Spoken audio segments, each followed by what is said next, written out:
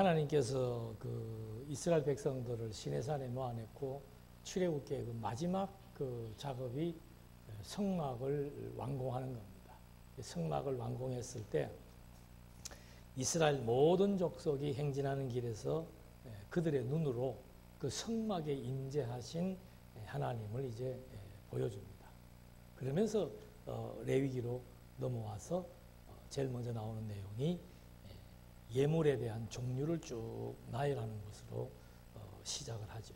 그래서 그 레위기서의 그 구조를 처음은 제사 시행의 규례라고 했고 두 번째가 성별 생활의 규례라고 얘기를 했는데 제사 시행을 하는데 레위기서가 아까 그 레위 지파에 대한 중요성 얘기했던 것처럼 이스라엘 백성들에게 있어서 제사는 참 중요하다. 그리고 처음 그 레위기서의 출발점이 제사에 대한 규례로 시작을 한다라고 하는 거. 그러니까 출애굽기 마지막에 성막 완성해놓고 레위기 시작 부분이 그 성막에서 제사를 드리는 규례로 시작한다는 것은 서로 이렇게 연결된다는 것을 확인할 수 있고, 그 다음에 이 나라가, 이 민족이 제사장 나라로 존재한다라고 하는 실제적인 정황을 지금 이제 알려주는 겁니다. 그러니까 제일 처음에 민족들을 모아놓고 너희는 내게 대하여 제사장 나라가 될 것이며 라고 하나님이 말씀해 주었는데, 실제로 이 민족이 하나님께 제사 행위를 하는 그런 이제 제사장 나라로 존재한다는 사실들을 보여주는 게 레위기서의 내용이죠. 그래서 하나님께서 이제 그런 그 제사 규례의 첫 번째가 예물입니다. 제사의 규례에서는 예물의 종류와 제사에 대한 종류로서 구성이 되어 있습니다. 예물에 대한 종류, 예물은 바친다는 의미고 제물은 사역적인 의미가 담겨져 있습니다. 제사를 시행하는 용도로서의 제물, 여호와 앞에 바친다는 의미에서의 예물, 같은 뜻인데 그 제물이 중요한 이유는 뭔가? 그 제사의 핵심은 제물에 있지요. 그러니까 제일 먼저 제물이 나오는 거예요. 제물이 중요한 이유는 제물이 드려져야만 공적 제사가 성립된다는 겁니다. 그러니까 제물은 공적 제사의 성립 요소가 되는 거죠. 제물이 없이는, 그러니까 나중에 말라기서에 보면은 이스라엘 백성들이 11조라고 하는 제물을 제대로 안 내니까 제사가 성립되지 않고, 제사가 성립되지 않으면은 이스라엘 백성들에 대한 속죄 그리고 감사가 끊어지게 되고, 그게 끊어지게 되면은 이스라엘 백성들의 생명, 용서함을 받아야 백성들의 생명을 유지할 수 있는데, 바로 그 속죄가 이루어지지 않게 되면은 생명이 단축되거나 아니면 하나님과의 소통이 단절되는 것이 이 제물이 가지고 있는 중요한 요소입니다. 그 다음에 이제 이 제물은 어떻게 완성이 되는가 하면은 피를 통해서 완성이 되는 거예요. 그러니까 이제 그 다음에 내용에 이제 5대 그 제사에 대한 제물이 나오는데, 이 제사의 제물에 있어서 중요한 것 두 가지만 우리가 정확히 알고 있으면 됩니다. 첫 번째는 뭔가? 피예요. 두 번째는 기름입니다. 그래서 하나님께서 레위기서에서 뭐라고 얘기하는가 하면 피와 기름은 내 것이라고 얘기하는 겁니다. 피와 기름이 하나님의 것이다. 그게 무슨 뜻인가? 피와 기름은 내 것이다. 이렇게 하는데 이 이스라엘 백성들이 제사장 나라의 백성들이 여호와께 제사를 드리는 그 제사의 방식은 완전히, 우리나라는 제사 드릴 때 어떻게 드립니까? 거기에 살아있는 짐승을 와서 잡고 그러지 않잖아요. 죽은 돼지 머리를 갖다 놓든지 뭐 돼지 고기를 갖다 놓든지 뭐 이렇게 하는데, 이스라엘 백성들, 제사장 나라의 백성들이 제사를 드릴 때는 반드시 살아있는 생축을 갖고 오는 거예요. 그게 다릅니다. 왜 살아있는 생축을 갖고 오는 겁니까? 살아있는 생축을 반드시 갖고 와야 되는 이유는, 그 살아있는 생축을, 이제 몇 가지 의식이 있습니다만은, 살아있는 생축에게 머리에 죄를 전가시키죠. 이게 안수입니다. 안수. 죄를 증가시키는 겁니다. 죄를 증가시켜 놓고 그 생축을 도살하는 거예요. 생축을 도살했을 때 살아있는 생축을 도살해서 그 도살한 생축의 피와 기름으로 하나님 앞에 제사를 드리는 겁니다.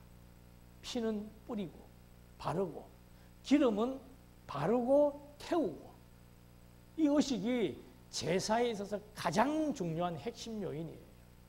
그래서 유대인의 제사에 있어서 제일 중요한 것은 살아있는 짐승을 가지고 온다. 그 다음에 그 짐승에게 죄를 전가시키는 안수의식을 하고, 그 다음에 그 짐승을 잡아서 피를 가지고 제단으로 간다는 거예요. 이게 이제 이 제물에 있어서 가장 중요한 건데, 왜 그 피가 그렇게 중요한가? 거기 뭐 본문에도 나와 있습니다만은 육체의 생명은 레위기서 17장 11절에 보니까 육체의 생명은 피에 있습니다.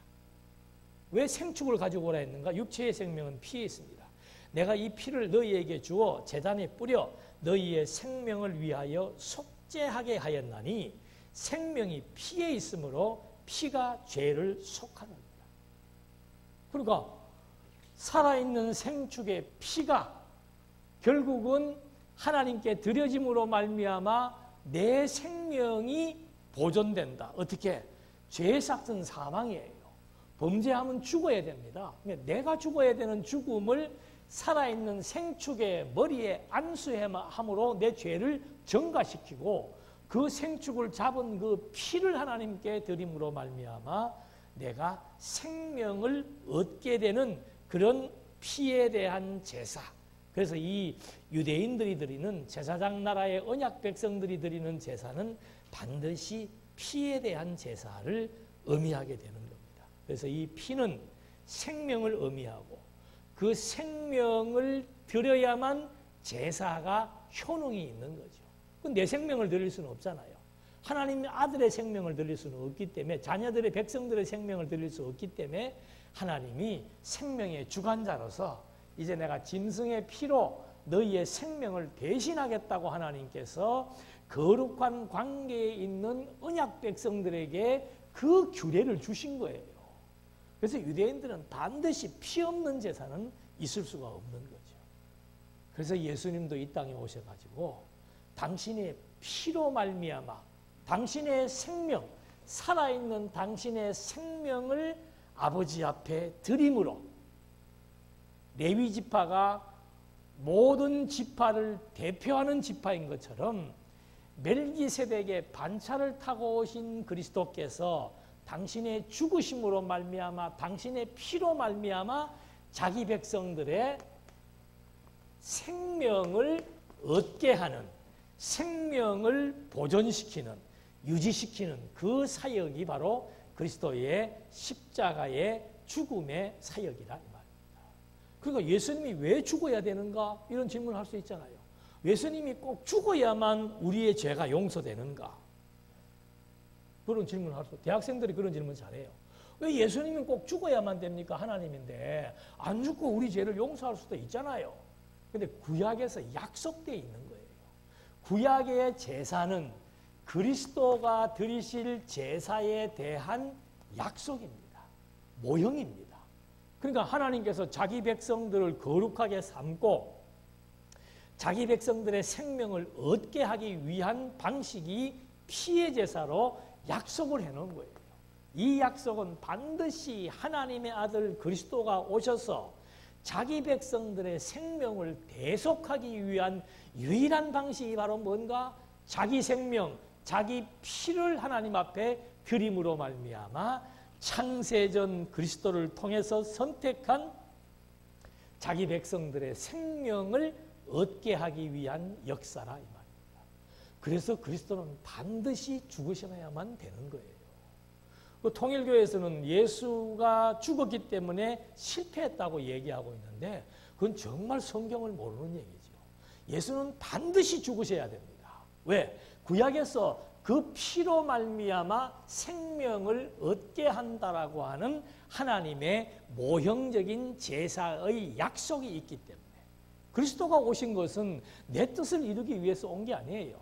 하나님의 약속을 이루시기 위해서 온 겁니다. 그래서 예수님께서 죽으심에 대한 당위가 저런 것을 통해서도 확인해 볼 수 있습니다. 그래서 그 히브리서 9장 22절에도 보면은 율법을 따라 거의 모든 물건이 피로서 정결하게 되나니, 모든 이런 그 성전에 있는 기구들도 이게 거룩하게 하기 위해서는 피와 기름을 바르는 거예요. 그러니까 피가 없으면은 거룩하게 안 됩니다. 이 백성들을 하나님과의 이 유기적인 관계, 생명의 관계에 있는 백성들을 거룩하게 하기 위한 제사 역할의 핵심은 뭐에 있다? 피에 있다. 그 피를 통해서 백성들이 거룩한 백성으로 변화가 된다는 거예요. 그래서 여러분, 우리가 거룩한 백성이 되었다는 것은 인간의 윤리, 도덕적인 행위는 0.0001%도 없는 겁니다. 오직 그리스도의 피로 말미암아 구속, 곧 죄사함을 얻었다고 성경이 말하고 있는 거예요. 그래서 그리스도 없이는 살 수 없는 존재가 하나님의 백성들이에요. 그리스도의 피로 거룩하게 된 자들은 그리스도의 DNA가 없이는, 그리스도의 정신이 없이는, 그리스도의 생명이 없이는 존재할 수가 없단 말입니다. 그래서 그 교회를 그리스도의 몸이라고 얘기합니다. 교회를 그리스도의 지체라고 얘기하고 우리를 성전이라고 얘기한다는 거죠. 왜? 그 성전에서 피의 역사가 발생하고 그 피로 말미암아 생명을 얻는 사역이 전제되어 있기 때문에, 그래서 이 피는 생명의 역사, 생명을 얻게 하는 사역이 피의 제사를 통해서 주어진다는 사실. 그래서 요거는 이 제물에 대해서 가장 그 제물 가운데서 중요한 성격은 생축이다. 생축이 중요한 이유는 바로 피를 뿌리는데 그 피는 생명을 대신하는 것이기 때문에 하나님의 제사에는 반드시 생명이 들어지는 제사를 하나님이 요구하신다. 그래서 이스라엘 백성들에게는 이 번제물에 있어서 제일 중요한 거 바로 피라는 것. 그 다음에 그 소제물, 이스라엘의 제사가 5가지가 있죠. 근데 이제 번제 제사가 있는데 번제물을 드리고 소제가 있는데 소제물을 드립니다. 이 소제물이라고 하는 것은 밀가루, 기름, 향료를 섞어서 떡을 만드는 게 이제 제물입니다. 그러니까 이스라엘 백성들이 제사를 할 때 소제만 드리는 제사는 없어요. 반드시 피의 제사에 의한 소제가 결부되는 거죠.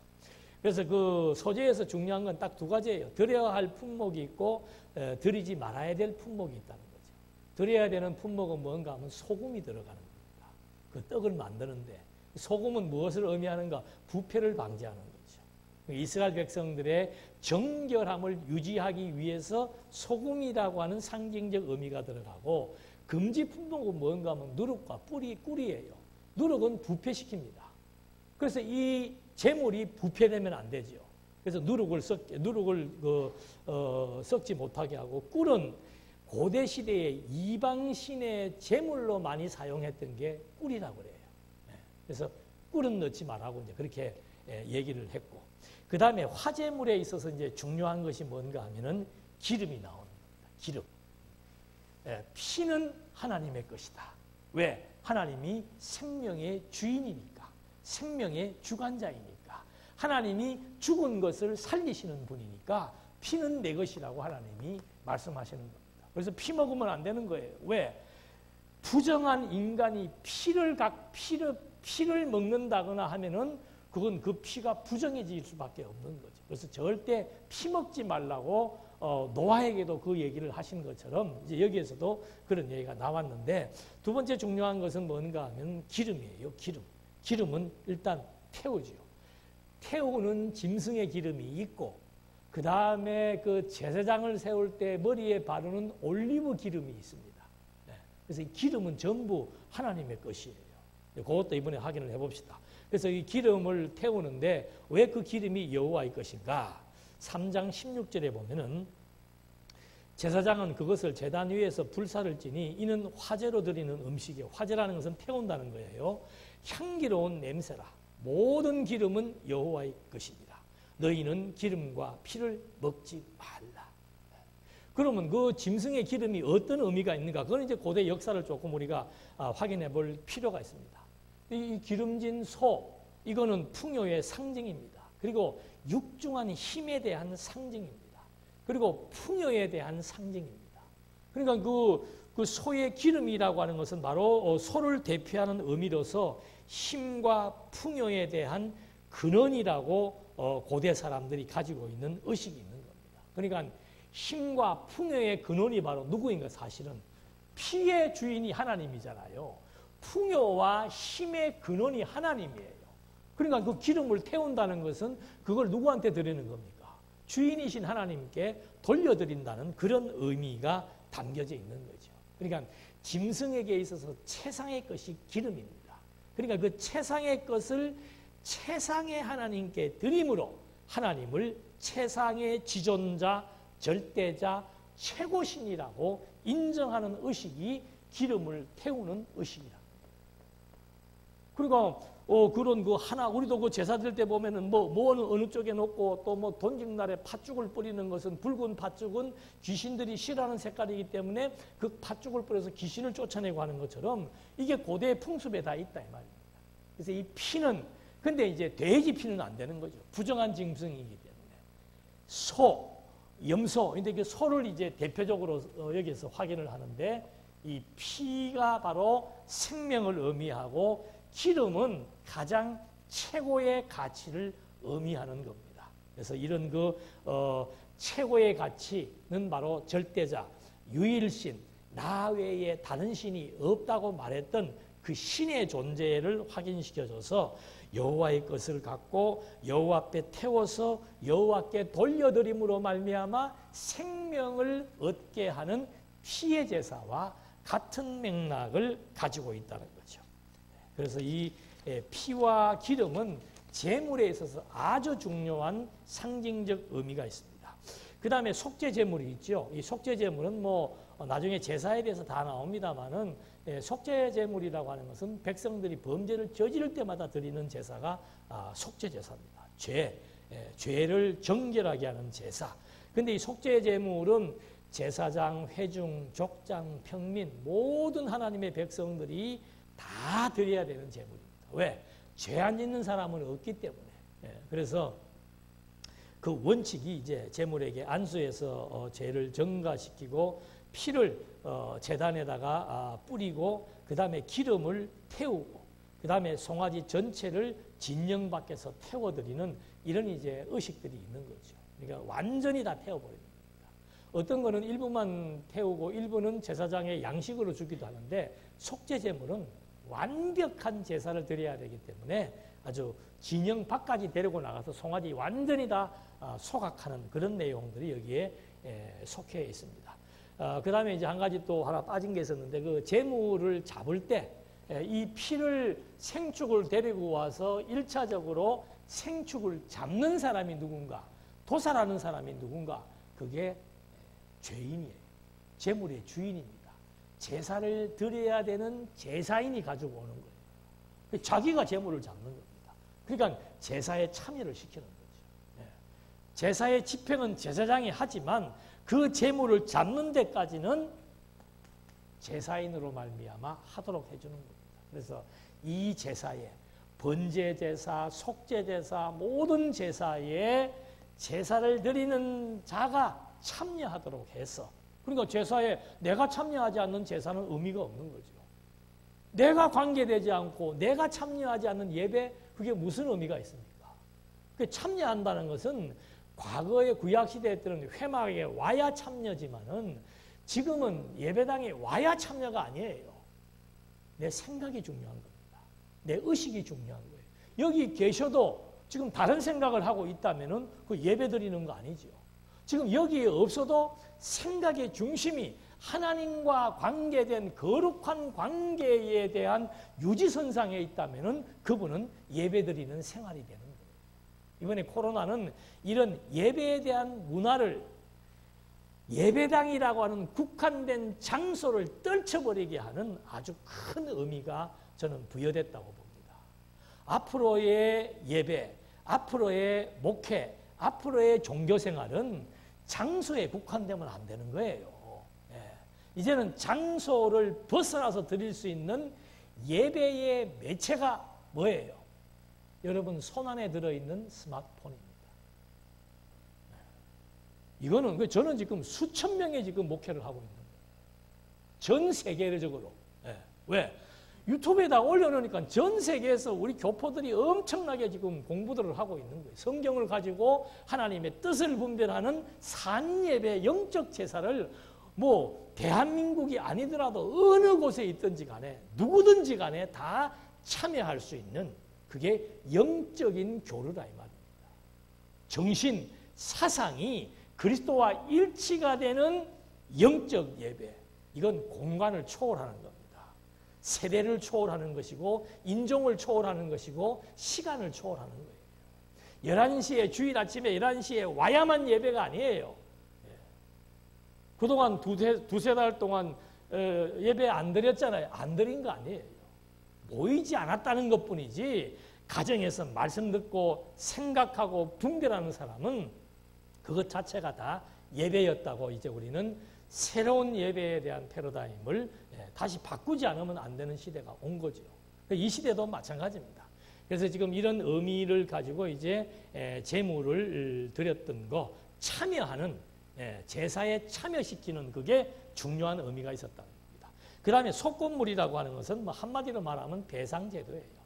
남에게 피해를 끼쳤을 때 그 끼친 물건이면 물건 거기에 대한 5분의 1을 추가해서 배상하는 배상제도에 대한 예물이 바로 속건물입니다. 그래서 이 예물에 대한 제물에 대한 유래라고 하는 것은 벌써 아담 때부터 나와요. 거기도 나와 있습니다만 하나님께서 아담이 범죄했지요. 다 죄와 관련. 이 제물, 예물은 전부 죄와 관련이 있는 겁니다. 아담이 범죄했을 때 아담이 그 범죄에 대한 자기 모습을 수치스러워했잖아요. 수치스러워하니까 거기에다가 하나님이 가죽옷을 입혔습니다. 그럼 가죽옷을 입히려면 반드시 뭘 잡아야 돼요?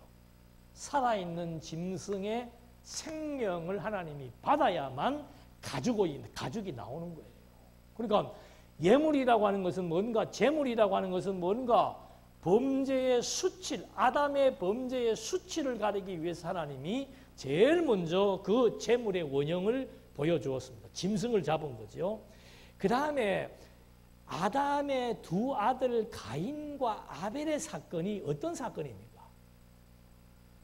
제물로 인한 사건이에요. 나는 그게 참 옛날에 궁금했어요. 왜 하나님께서 두 아들을 갖다 놓고는 왜 제물로 인한 이런 사건을 하나님이 유발하셨을까? 그리고 왜 꼭 농산물은 안 되고 축산물만 되는가? 그 나는 굉장히 궁금했습니다. 무엇 때문에 가인의 제물은 안 받고 아벨의 제물만 받냐 이 말이지. 그게 바로 뭡니까? 제물은 반드시 생축이라야 됩니다. 생축은 피와 관련되어 있다 그러죠. 그래서 짐승을 바쳤던 아벨의 제물을 하나님이 받으신 이유는 아담의 수치, 범죄, 속죄를 위해서는 반드시 생축의 피가 필요하다는 것을 가인과 아벨의 제사를 통해서 하나님은 벌써 이 생축, 생물에 대한 피에 대한 성격, 제물은 생물이어야 된다는 성격을 규정해 준 겁니다. 그리고 노아는 정결한 제물의 구매를 통해서 이 제물의 거룩성을 노아는 우리에게 보여주었고, 그 다음에 유명한 사건이 하나 있죠. 아브라함이 이삭을 제물로 드리게 했던 시험 내용, 그건 뭘 의미하는 겁니까? 이삭의 생명을 바치게 했던 그 제물의 성격, 그건 바로 생명에 있다는 걸 하나님께서 보여주는 겁니다. 양이 없으니까 누가 죽어야 되는 거예요? 아들의 생명이라도 바쳐야 된다는 거예요. 그만큼 제물이라고 하는 것은 생명이며 생명은 피에 있음을 지금 여기에서도 아브라함을 통해서도 보여주는 거죠. 그러다가 이제 실제로 이제 더 구체적으로 보여주는 것이 5대 제사를 드릴 때, 특히 번제물을 드릴 때 피의 제사로 말미암아 하나님께서 제물을 받으시는 것. 그러면 하나님은 왜 이렇게 아담, 아벨, 노아, 아브라함을 통해서 왜 이렇게 살아있는 생명을 받으시려고 했는가? 그건 바로 장차 오실 그리스도의 생명을 하나님이 받으셔서 그의 피로 말미암아 창세전 선택한 자기 백성들로 하여금 영원한 생명을 얻게 하기 위한 하나님의 뜻이라고 하는 사실이 이제 성경을 통해서 구체적으로 확인되고 있는 겁니다. 그래서 이제 제물에 대한 중요성은 딱 한 가지입니다. 피에 있다, 생명에 있다. 그거 잊어버리면 안 됩니다. 그 다음에 그 제사의 종류가 5가지가 있는데 번제라고 하는 것은 태우는 제사입니다. 그 다음에 소제는 그 떡을 만들어서 하나님 앞에 선물로 바치는 것이고 화목제사의 의미는 하나님과 인간의 그 화평의 관계를 의미하는 거죠. 화목이니까. 그래서 예수님의 제사를 바울은 화목제사라고 그러는 겁니다. 그리스도가 화목제물이 되셨다. 당신이 화목의 제물이 되심으로 말미암아 하나님과 거리가 멀어졌던 죄인들을 그리스도의 화목의 제사로 말미암아 다시 하나님과 하나님의 백성들의 거룩한 관계를 다시 소생시켰던 역사의 의미를 갖고 있습니다. 말 그대로 속죄제는 백성들이 범죄했을 때 드리는 그런 제사고, 속건제는 아까 드린 말씀대로 배상의 의무를 가지고 있는 그 내용만 잘 집에 가서 읽어보시고 요절을 찾아보시면 정확하게 거기에 대한 특징들이 다 나와 있습니다. 그 다음에 제사의 방식이 있는데 그 제사의 방식에 있어서 화제는 이제 태우고 피는 주변에 뿌리는 건데 거제와 요제가 재밌습니다. 거제는 넓적다리 고기가 가장 최상품이라 그럽니다. 아까 그 기름이 최상품이라는 것을 의미했던 것처럼 이 짐승의 넓적다리가 최상품이라 그래요. 그걸 이제 위아래로 흔드는 것이 거제예요. 앞뒤로 흔드는 것이 요제입니다. 위에는 누가 계시는 거예요? 하나님이 계시는 거예요. 그러니까 이 넓적다리 가장 최상품을 하나님께 바치고 그 하나님이 다시 그거를 제사장에게 보상품으로 주신다는 거예요. 그래서 위아래로 흔드는 거고 앞뒤로 흔드는 것은 앞에 뭐가 있습니까? 제단이 있는 거예요. 그러니까 제단에 있는 하나님 앞에 제물을 바치고 다시 하나님께서 그것을 뒤에 있는 제사장이나 백성들에게 되돌려 주시는 그것이 바로 요제가 되는. 이거 요제는 제사장의 몫입니다. 그러니까 제사장에게도 그 제물의 일부를 돌려준다는 의미, 이것이 이제 흔드는 의미가 있는 거제와 요제고, 마지막 전제라고 하는 것은 포도주나 독제를 제물과 함께 부어드리는 거죠. 그러니까 이것은 정결의 의미가 있습니다. 여러분 어디 상처나 가면 막 독주를 뿌리잖아요. 그거 소독하는 의미가 있는 거거든요. 제물을 정결케 한다는 그런 의미로서 이제 전제, 포도주나 독주를 뿌리는 전제가 있다. 이렇게 해서 제물과 제사에 대한 그런 그 내용, 제사에 대한 규례를 지금 이제 우리가 확인해 봤습니다. 제사의 규례하면 딱 한 가지, 두 가지는 요거예요. 기름이고, 피와 기름. 피는 생명. 제사의 핵심은 생명에 있다. 생명이 들어져야만 거룩한 생명을 얻고 거룩한 관계가 유지된다. 이래서 하나님 제사장 나라에 있어서 가장 중요한 제사의 핵심은 생명에 있다는 것을 확인할 수 있습니다. 그 다음에 나오는 것이 이제 제사장 규례입니다. 제사의 규례가 끝나니까 그 제사를 집도할 제사장이 필요한 거죠. 그래서 이 제사장을 이제 제사를 드리는데 가장 중요한 중보자가 되는 겁니다. 제물만 있으면 뭐합니까? 그걸 들고 갈 사람이 있어야 되고 그 의식을 집행할 사람이 있어야 되는데 이 사람 아무나 할 수 없잖아요. 하나님이 아무하고나 얘기하지 않고 아무하고나 대면하지 않고 모세하고만 대면했던 것처럼 아니 하나님 앞에 이 거룩한 관계의 생명의 제사를 드리는데 아무나 그때그때 드릴 수는 없잖아요. 그래서 하나님이 레위 지파를 택해서 내 것이라고 얘기했고 그 다음에 그 레위 지파 중에서 제사의 직무를 담당하는 아론의 혈통들에게 제사장의 직무가 주어진다는 것이 이제 성경 본문에 나와 있는 내용이에요. 그래서 이 제사장을 이제 세우는데 제사장이 얼마나 중요한가 하면은 온 백성들을 다 불러 모아놓고서는 여러분들 목사 임직을 하잖아요. 목사 임직 또는 권서 직분자들 임직식이 있는데 그런 것처럼 이 제사장도 위임식을 행합니다. 그다음 두 번째는 뭘 또 행하는가 하면은 취임식을 행합니다. 위임식은 이제 하나님 앞에 나가는 것이고 취임식은 백성들 앞에 공포하는 겁니다. 하나님 앞과 사람 앞에 공포하는 것이 제사장이에요. 그런데 혹자들은 목사가 제사장인 줄 알고 있어. 그건 잘못된 사람. 성경에 나오는 구약시대에 나오는 제사장, 모세, 여호수아 모든 인물이나 모든 중책은 전부 다 오실 그리스도에 대한 모형이며 약속입니다. 그래서 이 제사장을 이제 위임식을 통해서 하나님이 인준해주고 취임식을 통해서 백성들 앞에 선포해주는 의식들이 이제 제사장에게 제사장 규례에 남아 있는데 제일 먼저 하는 것이 이제 아까도 말씀드린 대로 여호와께서 모세를 통해서 온 회중의 대표자들을 불러 모아놓고 이제 의식을 시행하는 겁니다.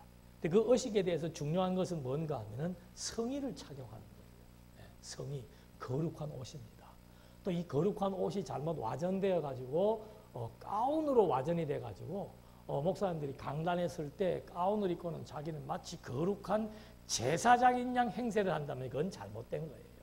가운의 의미를 제사장적 의미를 부여하면 안 되고 다른 의미로 부여하는 것은 상관이 없습니다만은 성경적 의미로 부여한다는 것은 잘못된 거죠. 그래서 이 성의를 착용하게 되는데 이게 역사상 처음 하는 의식이에요. 지금 레위기서에 나오는 모든 내용은 400년 노예 생활하던 그 노예 의식을 가지고 있던 사람들에게 제사장 나라 민족이라는 새로운 정체성을 심어주고 제사장 나라가 어떻게 성립되는지를 보여주는데 성막을 만들어 놓고 거기에 제물은 어떻게 드리며 제물의 중요성은 무엇이며 그 다음에 누구를 통해서 제사가 형성되고 성립되는지를 지금 보여주는데 다 처음 보는 거예요. 제사장도 처음 행하는 거예요. 그래서 하나님께서 이제 모세로 하여금 아론을 데리고 들어오라 그래가지고 아론에게 하나님께서 첫 번째 씻깁니다. 몸을 씻겨서 거룩하게 만들고 속옷, 겉옷, 그 다음에 밖에 있는 에봇은 여기 이제 막 흉배를 붙이고 띠에 막 이게 보석을 물리고 하는 게 자세하게 다 나와 있죠, 성경에. 그렇게 해서 허리띠를 딱 묶게 해서 그 다음에 마지막으로 하는 게 머리에다가 천으로 만든 관을 씌웁니다. 그 관 앞에 뭐라고 써 있는가 하면은 여호와께 성결이라고 말합니다. 제사장은 여호와 앞에서 백성들을 대신해서 거룩하게 정결하게 하는 역할을 하는 사람이다. 그게 지금 이마에 딱 써져 있는 거예요. 여호와께 성결이라고. 그렇게 해서 지금 이제 모세에게 말씀하신 게 뭔가 하면은 내 형 아론을 위하여 거룩한 옷을 지어 영화롭고 아름답게 할지니 너는 아론의 옷을 지어 그를 거룩하게 하여 내게 제사장 직분을 행하게 하라. 제물에 있어서는 피가 중요했던 것처럼 제사장이 거룩하게 되는 첫 번째 중요한 요소는 뭔가 하면 옷이에요. 옷. 그러니까 그 옷은 아무나 입을 수도 없는 일이고 아무 때나 입는 옷도 아니에요. 그 제사장들만이 이제 입는 그 옷인데 그 옷을 이제 하나님께서 입히라고 얘기를 하는 거죠. 그래서 이 제사장이 거룩하게 되는 요소 중에 첫 번째가 옷입니다. 옷. 근데 옷이 왜 중요한가? 여러분 보십시오. 그 제사장의 옷은 성결이에요. 성결.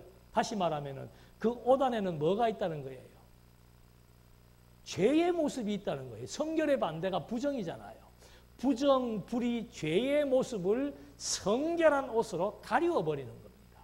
그러니까 아담이 범죄했을 때 그 수치를 뭐로 가렸습니까? 옷으로 가려버렸잖아요. 노아가 술 취해가지고 하체를 드러내고 있을 때 옷으로 그 수치를 가려주는 겁니다. 그런 것처럼 바로 이 지금 아론도 마찬가지예요. 하나님 앞에 성결한 생명의 제사를 드려야 되는 사람이기 때문에 수치스러운 모습으로, 부정한 모습으로, 죄의 모습으로 나설 수 없는 거죠. 그래서 하나님 앞에 나설 때는 반드시 정결한 의의 옷을 입고 하나님 앞에 나타나도록 하나님이 섭리해 준 겁니다. 그래서 예수님도 바로 우리의 무슨 옷이 된 거예요? 그리스도가 우리의 의의 옷이 된 거예요. 요즘은 옷 가지고 내가 거룩성을 나타낸다면 그건 완전히 착각하는 거예요. 옷은 그냥 패션이에요. 예. 거룩의 옷은 뭔가? 그리스도의 피, 그리스도의 생명만이 진짜 의의 옷을 우리에게 입히는 거죠. 구약시대의 의의 옷은 그냥 천으로 만든 거예요. 예. 천으로 만든 옷이 의의 옷이라고 말했다면은, 성결의 옷이라고 말했다면은, 지금 이 시대는 그리스도의 생명으로 드려진 의의 옷, 죄에 대하여 죽고 의에 대하여 살아나신 그리스도의 의의 옷을 우리에게 입혀주어서 우리가 의인이 된 거예요. 거룩한 백성이 된 거예요. 그래서 의의 옷을 입고 있는 우리의 내면 세계는 지금도 속이 어때요? 계속 죄의 종로로 하며 살고 있는 거예요. 무슨 구원받은 사람이 어떻게 구원받은 사람이 어떻게 죽을 때까지 의로운 생활하며 다 살 수 있습니까? 완전히 죄의 몸은 그대로, 육신을 입고 있는 한 죄의 몸은 그대로 있는 거예요. 그걸 우리가 어떻게, 죄인이 하나님 앞에 못 나갑니다. 죄인은 절대 하나님 앞에 못 나가요. 그래서 이 중보, 제사장의 역할, 이것을 그리스도가 영원한 제사장의 역할을 감당해서 이제는 내가 누구든지 하나님 앞에 나갈 수 있는, 왜? 의의 생명의 옷을 입은 자들, 누구든지 이제 하나님 앞에 나갈 수 있다는 거예요. 그래서 우리가 하나님을 부를 수가 있고, 하나님과 소통할 수 있고, 하나님과의 관계가 유지될 수 있고, 하나님을 의지할 수 있는, 왜? 죄인임에도 불구하고. 누구 때문에? 그리스도의 죽음과 부활의 생명의 옷, 의의 옷, 성결의 옷을 입었기 때문에 이제는 누구든지 하나님 앞에 당당히 나갈 수 있는 만인이 제사장이 되었다고 베드로가 말하는 거예요. 제사장 얘기를 하려면 만인이 제사장이에요. 성경에 나와 있잖아요. 우리 다 제사장이에요. 그게 무슨 뜻인가? 성결의 옷을 입고 하나님 앞에 나가는 것은 제사장만의 특권인데, 이제 우리는 그 세마포로 천으로 만든 의의 옷이 아니고 그리스도의 생명으로 만든 생명의 옷, 의의 옷을 입은 만인 무궁한 제사장으로서 역할을 우리 개개인이 다 감당한다는 겁니다. 그래서 우리가 왕같은 제사장이에요. 왕같은 제사장. 그래서 이런 그 의복이 가지고 있는 의미는 이런 중요한 의미가 있고, 그 다음에 이제 나오는 것이 뭔가 하면 기름 붓는 의미가 나와 있습니다. 이것도 중요하죠. 아론을 거룩하게 하나님이 성별하게 만드는데 옷으로 성별을 시켰습니다. 두 번째는 기름을 그에게 바릅니다. 기름을 머리에 바르고 기름을 붓습니다. 그렇게 해서 아론을 성결한 자로, 거룩한 백성을 대표하는 자로 하나님께서 세운다는 것. 그래서 이제 이 기름에 대한 그 의미는 우리가 10분에 맞춰야 되죠. 점심 먹고 와서